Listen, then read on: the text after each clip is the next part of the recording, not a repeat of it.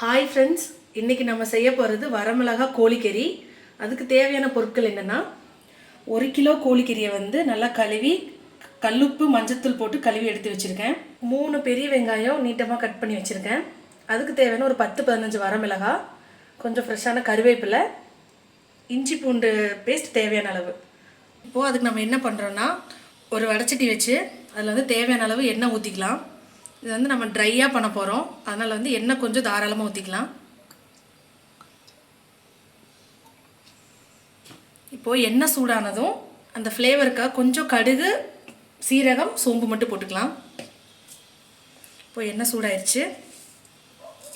கடுகு, உளுந்தம்பருப்பு, கொஞ்சமாக சோம்பு, கொஞ்சமாக சீரகம், இது பொரியட்டும்.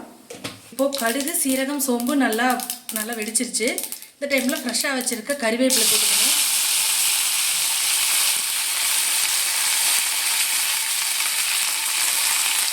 அதுக்கப்புறம் கட் பண்ணி வச்சுருக்க வெங்காயம்,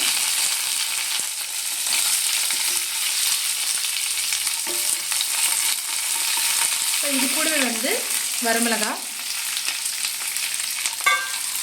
போட்டு நல்லா வதக்கிடணும்.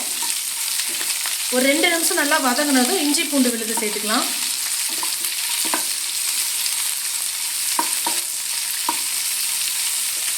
ஒரு 2 நிமிஷம் நல்லா வெங்காயம், வரமிளகாய் நல்லா வதங்கிருச்சு.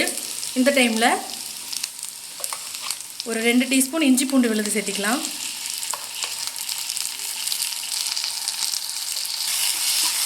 இதோட பச்சை வாசம் போகிற வரைக்கும் நல்லா வதக்கிக்கலாம்.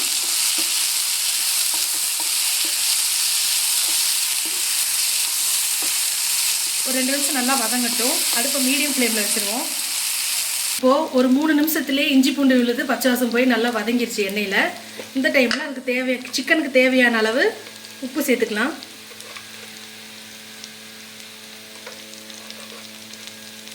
நாங்கள் இந்துப்பு தான் சேர்த்துருக்கோம், இது உடம்புக்கு ரொம்ப நல்லது. கொஞ்சம் கலருக்காக சில்லி பவுடர், காஷ்மீரி மிளகாய்த்தூள் நான் சேர்த்திருக்கேன். இதையும் அந்த வெங்காயம், வரமிளகாய், இஞ்சி பூண்டு விழுதோடு நல்லா சேர்த்து வதக்கி விட்டுடலாம், பச்சை வாசம் போகிற வரையும். ஒரு 5 நிமிஷம் மீடியம் ஃப்ளேமில் இருக்கட்டும். இப்போது வெங்காயம், வரமிளகாய், இஞ்சி பூண்டு விழுது, மிளகாய்த்தூள், உப்பு எல்லாம் சேர்ந்து நல்லா வதங்கிருச்சு. இந்த டைமில் ஒரு 1/4 கிளாஸ் தண்ணி, 1/4 டம்ளர் தண்ணி மட்டும் சேர்த்துக்கலாம். அந்த மசாலா பதத்துக்காக நல்லா கலந்து விட்டுறலாம்.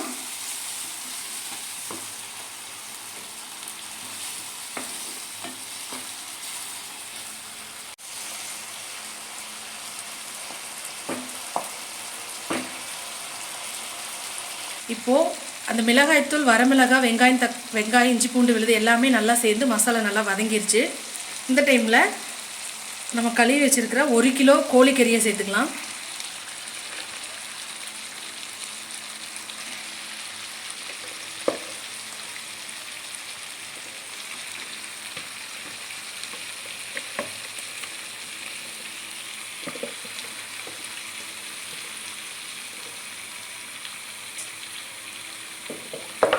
அந்த மசாலாவில் நல்லா கோழிக்கறி பிடிக்கிற மாதிரி நல்லா கலந்து விட்டுக்கலாம்.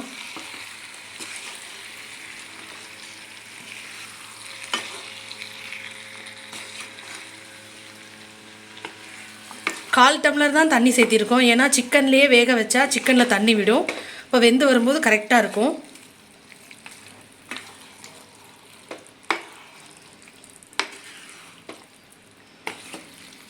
இப்போது சிக்கனை மசாலாவோட நல்லா கலந்து விட்டாச்சு. இப்போ நல்லா கொதிக்க ஆரம்பிக்குது. இந்த டைமில் அடுப்பை மீடியம் ஃப்ளேமில் வச்சுட்டு ஒரு 10 நிமிஷம் மூடி போட்டு வேக வச்சு எடுத்துகிட்டு பார்க்கலாம்.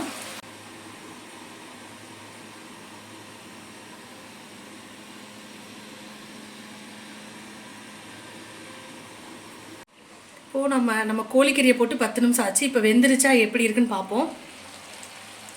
பாருங்கள், அந்த சிக்கன்லேயே தண்ணி விட்டு நல்லா ட்ரையாக நல்லா வெந்துருச்சு. இதுதான் கரெக்டான பதமாக வந்துருச்சு. இப்போது நம்ம இதை மிக்ஸ் பண்ணி பார்ப்போம். பாருங்கள், தண்ணியே இல்லை. இதுவே நீங்கள் நான்ஸ்டிக்கில் சமைக்கல, வேறு பாத்திரம் அப்படின்னா அதுக்கு தகுந்த மாதிரி கொஞ்சமாக தண்ணி கூட நீங்கள் சேர்த்திக்கலாம், அடி பிடிக்காமல் இருக்கும். ஏன்னா சிக்கன்லேயே தண்ணி விடும், அதனால தான். பாருங்கள் நல்லா ஃப்ரை ஆயிடுச்சு. அந்த மிளகாய் மசாலாவோட நல்லா வெந்து வந்துருச்சு. இதுதான் கரெக்டான பதம். இப்போ நமக்கு வரமிளகா கோழிக்கறி ரெடி ஆயிடுச்சு. இதுக்கு வந்து கார்னிஷ்காக கொஞ்சமாக மல்லி இலை தூவி பரிமாறதுக்கு வச்சுக்கலாம். அவ்வளோதான் ஃப்ரெண்ட்ஸ், ஈஸியான வரமிளகா கோழிக்கறி சிக்கன் ரெடி ஆயிடுச்சு. இது வெரைட்டி ரைஸ், ரசம் சாதம், தயிர் சாதம், ஒயிட் ரைஸ் எல்லாத்துக்கூடவும் சூப்பர் மேட்சாக இருக்கும். கண்டிப்பாக ட்ரை பண்ணுங்கள். Bye friends.